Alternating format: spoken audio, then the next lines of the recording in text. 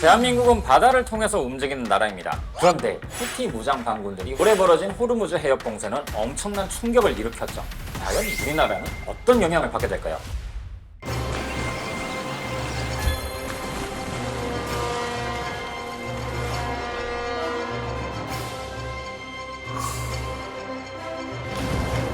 대한민국은 바다를 통해서 움직이는 나라입니다. 하지만 바다 위에서 어떤 일들이 벌어지고 있는지, 또 그것이 우리의 일상과 어떻게 이어지는지는 쉽게 알기 어렵기만 하죠. 그래서 지금부터 바다의 흐름 속에 담긴 해운과 물류, 경제 이슈를 쉽고 재밌게 풀어보려 합니다. 바다를 바라보면서 대한민국을 읽어봅니다. 안녕하세요. 오션뷰 바다를 읽는 대한민국의 작가 김바비입니다. 여러분, 우리가 즐겨 먹는 이 바나나, 이게 어떻게 우리의 식탁까지 오는지 아세요? 우선 필리핀의 민다나오 섬의 바나나 농장에서 짙은 초록색일 때 딴 바나나를 트럭에 실어 바바황이나 제네럴 산토스 항으로 옮깁니다. 그런 다음에 13도로 유지되는 냉장 컨테이너에 실어서 컨테이너선으로 5에서 7일간 이동해 부산항으로 도착하죠. 그리고 부산항에서 하역해서 후숙 창고에서 익힌 후에 콜드체인 트럭을 통해서 전국 마트에 공급하는 거죠. 수확부터 소비까지의 가용 기간이 약 12일 정도밖에 안 되기 때문에 한 단계라도 지연된 순간 바나나를 전부 폐기해야 합니다. 뿐만 아닙니다. 전 세계 무역 물동량의 80%, 가치 기준으로도 70%가 해상 운송을 통해서 운송되고 있는데요. 그 물동량만 해도 2024년 기준으로 127억 톤을 넘어섰습니다. 이러다 보니 우리가 입고, 먹고, 쓰는 거의 모든 것이 한 번은 컨테이너나 벌크선의 화물칸을 거치는 거죠. 자, 오늘의 오션뷰는요, 바로 이 바다를 가로지르는 컨베이어 벨트, 해상 공급망에 관한 이야기입니다.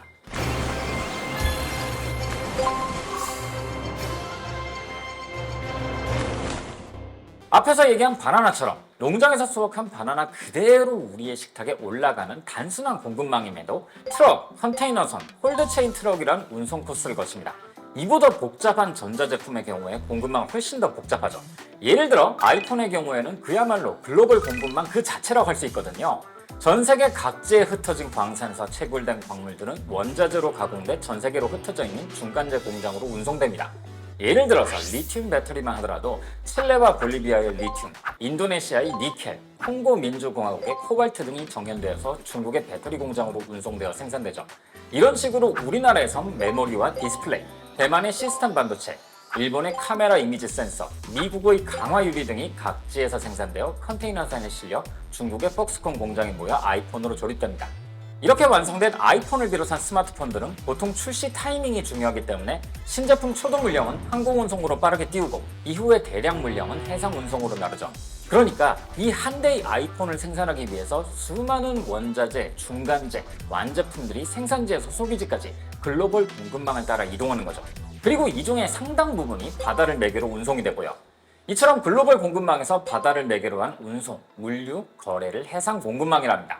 이건 단순히 배로 물건을 나르는 것만 말하는 게 아니죠. 배가 도착하고 출발하는 항만과 터미널, 이 해상 공급망에 참여하는 선사와 화주, 보험사와 더불어서 이 해상 운송을 흐르게 하는 정보와 서류 결제 체계가 모두 맞물린 전체 시스템을 이야기하는 것이거든요. 사실 이 해상 공급망이 지금처럼 중요한 위치를 차지하게 된 건 지금으로부터 약 70년 전에 말콤 맥클린이 일으킨 컨테이너 혁명 덕분입니다. 아이디어 자체는 엄청나게 간단한데요. 화물을 개별로 배에 싣고 내리는 게 아니라 표준화된 강철 상자에 넣고 출발지부터 도착지까지 트럭, 기차, 선박할 것 없이 그대로 운송한다는 개념이죠. 이 간단한 개념이 운송 효율을 극적으로 증가시키면서 운송비가 크게 감소했습니다. 덕분에 2000년대 초반이 되면요, 무역 가치에서 운송비가 차지하는 비중이 5%도 안 될 정도였어요. 몇만 원짜리 청바지를 지구 반대편에서 만들어서 수입해와도 운송비는 겨우 몇백 원이라는 거죠. 이 엄청나게 낮은 해상 운송비가 해상 공급망에 숨은 토대라고 할 수 있습니다. 예상 가능한 안정적인 운송 일정에 따라서 수많은 상품들을 저렴하게 운송하니까 수확 후 12일 안에 소비해야 하는 필리핀산 바나나를 집까지 배송받을 수 있는 것이고요. 또 전 세계 공장에서 만든 부품들을 모아 스마트폰으로 조립해 전 세계로 판매할 수 있는 거죠. 이렇게 해상 공급망은 오랫동안 우리 눈에 보이지 않는 인프라였습니다. 값싸고 안정적이고 그냥 늘 거기 있는 배경 같은 거였죠. 그런데 2020년대 들어서 이 공급망은 크게 흔들리기 시작했죠. 2021년에 에버기브너 수에즈 좌초를 시작으로 2026년에 호르무즈 해협 봉쇄까지 연쇄적으로 일어나면서 이제 해상 공급망은 뉴스 일면과 기업의 중요 의제에까지 오르는 주제가 되었거든요. 웅크타드 사무총장인 레베카 그린스펀이 한 세계 해상 운송은 미지의 바다에 들어섰다라는 말이 이 변화를 잘 보여주죠. 그동안 안정적이던 해상 공급망이 이제는 불확실성으로 엄청나게 출렁이고 있다는 뜻이거든요. 먼저 2021년에 벌어진 에버 기브노 좌초 사건은 해상 공급망이 얼마나 위태로운 것인지를 알게 해준 사건이었습니다. 컨테이너선 에버 기브노가 좌초되면서 운하를 비스듬하게 막아 6일간 수에즈 운하의 통행이 막혔는데요. 매일 약 90억 달러의 무역을 정체시킨 것으로 평가받습니다. 전 세계 교역의 약 12%가 지나는 이 길목이 막히면서 막대한 손실이 발생한 거죠. 이 사건이 정체였다면 팬데믹 때는 그야말로 글로벌 공급망이 마비되면 어떤 일이 벌어질 수 있는지를 보여줬습니다. 자동차용 반도체가 없어서 차를 주문하려면 1년 이상 기다려야 했고, 그러다 보니까 중고차가 신차보다 비싸지는 일도 생겼거든요. 왜 이런 일들이 벌어졌던 걸까요?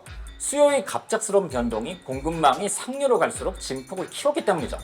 과거에 운송비가 싸고 정시성이 보장되던 해상 공급망에 맞춰서 제조사들은 재고를 두지 않고 수요의 예측에 따라서 그때그때마다 부품을 발주해서 조달하고 조립하고 판매하는 방식을 취했습니다.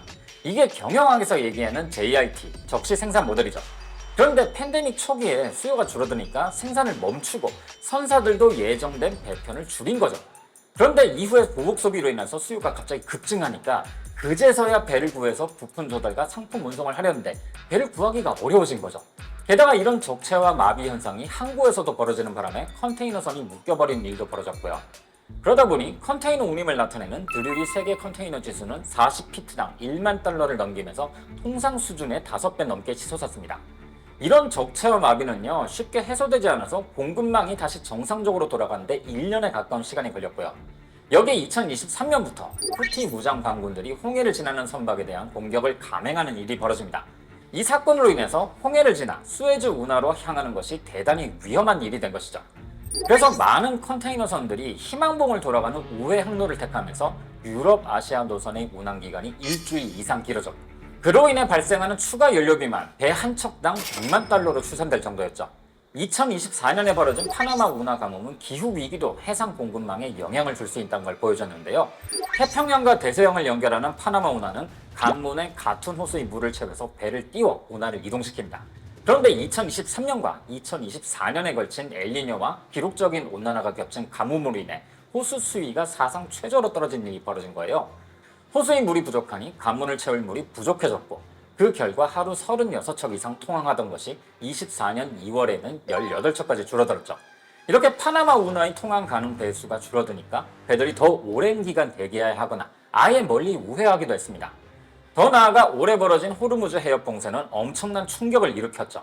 여긴 전 세계 해상석유 수출의 약 34%, LNG의 약 20%가 지나는 에너지 단일 관문인데요. 이란 전쟁의 여파로 이 해협의 통항이 사실상 마비가 되어버린 거죠. 호르무즈의 치명성은 대체 불가능성이 있습니다. 수에즈나 파나마는 막혀도 사실 시간과 비용이 더 걸리다 뿐이지 다른 대안이 있거든요. 하지만 호르무즈가 막히면 사우디, 카타르, 아랍에미레이트, 쿠웨이트, 이라크 등에서 나오는 원유와 LNG는 나갈 길이 거의 없습니다. 실제로 이 해협이 봉쇄되면서 기름값이 폭등하고 나프타 부족으로 사람들이 쓰레기 봉투 사재기를 하기도 했었으니까요. 사실 해상 공급망에서 핵심은 운임입니다. 선박 운영비는 크게 운영비, 정기정비비, 항해비용, 자본비용 이 4가지로 나눌 수 있는데요. 고정비인 자본비용을 빼고 나머지 3가지 중에서도 가장 큰 비중을 차지하는 것이 항해비용입니다. 그리고 이 항해비용 중에서도 거의 절반을 차지하는 게 연료비고요. 이 연료비를 아끼기 위해 해상 공급망에서 항로는 최단 노선으로 가는 것이고, 그 덕분에 저렴한 운임이 가능했던 거죠.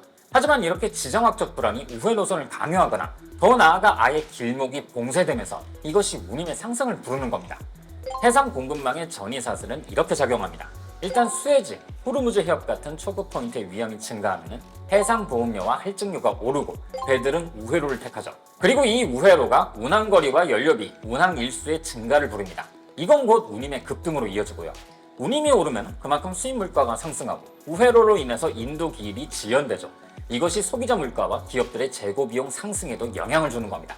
실제로 홍해 사건이 벌어졌을 때 아시아 유럽 운임이 단기간에 400%가 뛰면서 이 경로를 거쳤죠. 특히나 우리나라의 경우에는요, 이 해상 공급망의 영향을 다른 국가들보다 훨씬 더 많이 받을 수밖에 없어요. 우리나라의 수출입 화물은 사실상 전량 바다로 겁니다. 삼면이 바다인데 북쪽이 막혀있기 때문에 사실상 섬과 같은 물류 조건을 갖는 거죠. 그만큼 해상 의존도가 높은 거예요. 여기에 2024년 우리나라의 GDP 대비 수출 비중은 36.6%로 G20 국가 중에서 3위고 경제 성장률에서 수출 기여도가 매우 높다는 특징이 있습니다. 이 때문에 해상 운임 급등과 항로 차질이 다른 나라에게는 그저 비용 증가 정도이지만 우리나라에게는 성장 엔진 자체의 출력 저하로 이어질 수 있는 거죠. 여기에 더해 에너지, 원자재, 식량 모두 수입 의존도가 높다는 것이 우리나라가 가진 취약점을 더욱 높이고 있습니다. 에너지의 거의 전량을 수입하는데 그 중에서도 중동산 석유 의존도가 높죠. 원유가 단순한 연료가 아니라 정유와 화학산업의 연료로도 쓰이고 산업 생산을 위한 에너지 수요도 높다는 걸 생각하면 해상 공급망의 변동성은 우리나라 산업 사슬 전체를 동시에 압박하는 요소로도 볼 수 있어요. 식량도 빼놓을 수 없죠. 우리나라의 곡물 자급률은 주요국 중 최하위이자 세계 7대 식량 수입국이기도 하거든요. 이 식량을 주로 벌크선을 통해 수입하는 만큼 해상 공급망의 충격과 운임의 상승은 결국 식품 물가의 상승으로 이어집니다. 이 때문에 공급망에 발생하는 충격과 리스크에 대한 대응은 우리나라 실물 경제에 미치는 영향을 관리하는 아주 중요도가 높은 일이라 할 수 있습니다. 실제로 2017년에 세계 7위의 전기선사였던 한진해운이 파산한 사건, 이 사건 또한 우리나라 공급망에 충격을 줬었죠. 이로 인해서 2014년까지만 해도 선봉량 기준 세계 5위였던 우리나라의 해운시장 점유율은 한진의 파산 이후 7위로 밀려나 버렸는데요. 이후 글로벌 물류 대란이 벌어지자 이 충격이 큰 영향을 미칩니다. 글로벌 선사 하나가 사라짐으로 인해서 화주들이 배를 구할 수가 없었고 이로 인해서 수출도 흔들렸거든요. 해상 공급망은 평소에 보이지 않지만 여기에 충격이 발생하면 국가 경제가 휘청일 수 있습니다. 그래서 이때의 교훈을 바탕으로 침체된 해운업을 뒷받침하는 안전판의 역할을 하기 위해서 한국해양진흥공사가 출범한 거고요. 해상 공급망은 효율을 극대화하는 방향으로 발전해 왔습니다. 운송 효율을 높이기 위해서 컨테이너선들은 점점 더 커졌고 가장 짧고 빨리 이동할 수 있는 항로를 선택하면서 선박의 통항이 집중되는 초크 포인트들이 형성되었죠.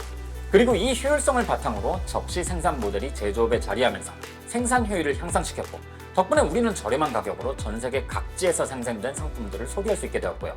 하지만 이 극도의 효율성이 곧 해상 공급망의 취약성을 높였습니다.